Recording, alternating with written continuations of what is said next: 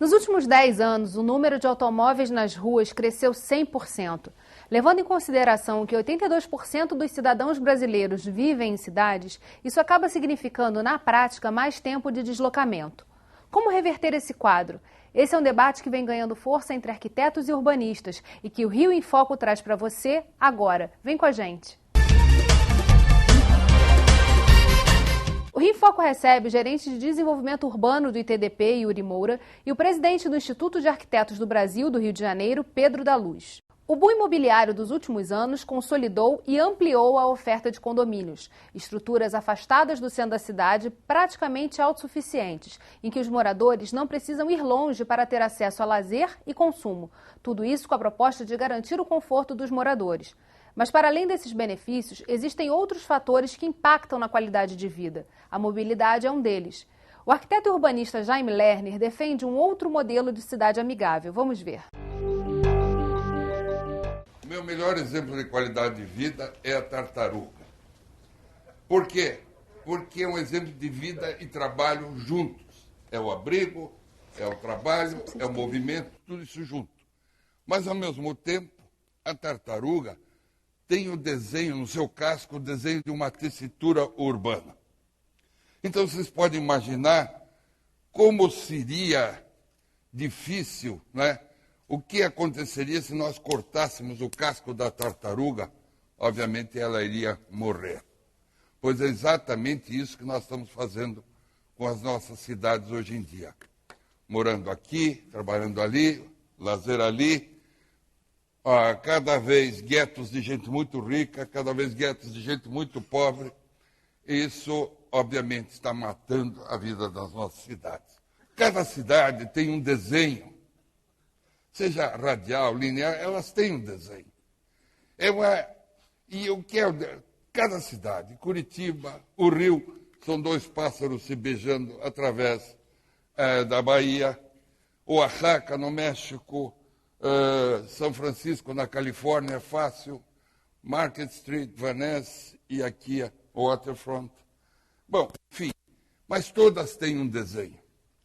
E o que é esse desenho? É uma estranha arqueologia que vai juntando velhos caminhos com espaços que não são caros e caracterizam uma espinha de crescimento onde você tem vida, trabalho, lazer, onde deveria ter vida, trabalho, lazer juntos.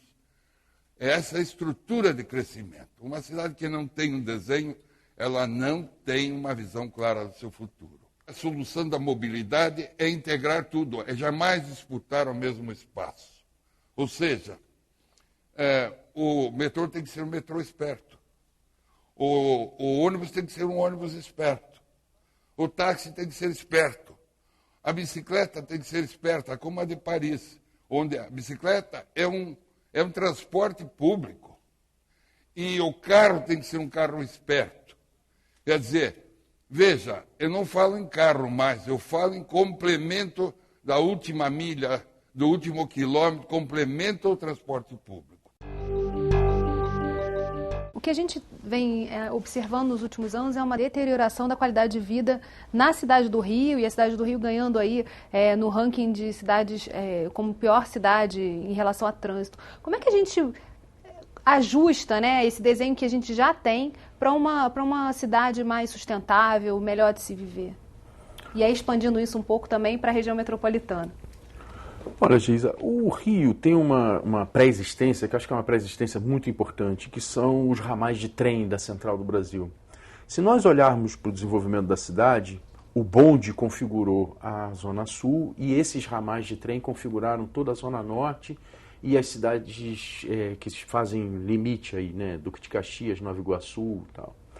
A área leste da cidade metropolitana, quer dizer, Niterói, São Gonçalo e Itaboraí, não possui ou possuía uma rede de trens muito precária e ela foi configurada a partir do ônibus, entendeu? Retomar essa malha de trens urbanos da cidade, eu acho que é fundamental, porque você vai ter exatamente isso que o Jaime coloca, né? Quer dizer, uma rede de transporte hierarquizada. Os trens são transportes de alta capacidade. Na década de 60, o sistema de trens urbanos do Rio de Janeiro transportou 1,2 milhão de pessoas dia. Hoje em dia, depois de uma melhora significativa nos últimos anos, ele está transportando 600 mil pessoas dias. Isso é só a metade do que ele transportou lá na década de 60. É importante a gente assinalar, quer dizer, que a hegemonia do automóvel nas nossas cidades vem, né, fazendo com que esse sistema de trem não seja requalificado como ele deveria ser e com a capacidade que ele tem. E aí a gente tem um outro agravante, que é essa expansão da Zona Oeste, em que você tem outras opções de transporte entrando aí nessa matriz. Se a gente for ver a Barra da Tijuca, né, e uma parte da Zona Oeste, né, ela foi fruto de um desenvolvimento, foi a única região da cidade que não teve um ramal de trilho. Ela foi uma parte da cidade desenvolvida rodoviaristicamente, a partir da hegemonia do automóvel ou do pneu, vamos dizer assim. Né? O ITDP recentemente fez uma pesquisa analisando o empreendimento Ilha Pura, que está muito relacionado às Olimpíadas, né, e comparação também com outro empreendimento de São Paulo. Quais foram os resultados dessa pesquisa?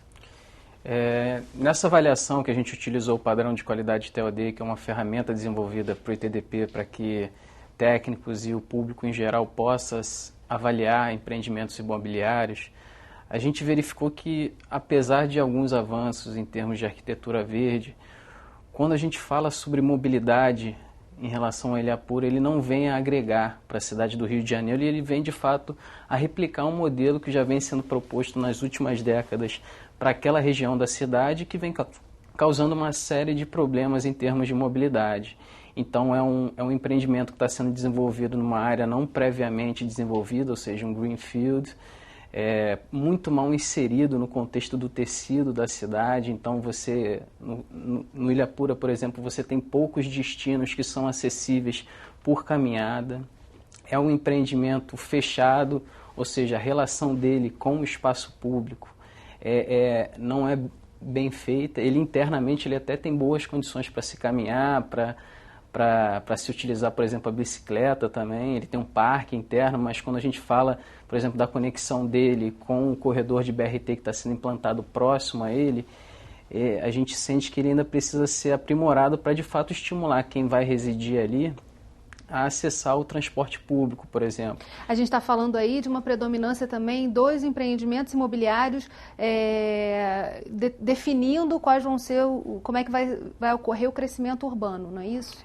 O que o Yuri fala, quer dizer, que o modelo do condomínio clube, esse condomínio fechado, né, em que não permite a entrada de pessoas estranhas àquele condomínio, é um modelo que gera uma cidade muito insegura. Né? Ao contrário, você pode imaginar que um empreendimento como o Ilha Pura tivesse comércio aberto à população da cidade como um todo. Esse seria um modelo muito mais seguro. E um modelo que permite aquilo que o Jaime também fala, que você mora e trabalha perto, entendeu? Do contrário, quer dizer, o condomínio clube ele força uma situação do condomínio dormitório.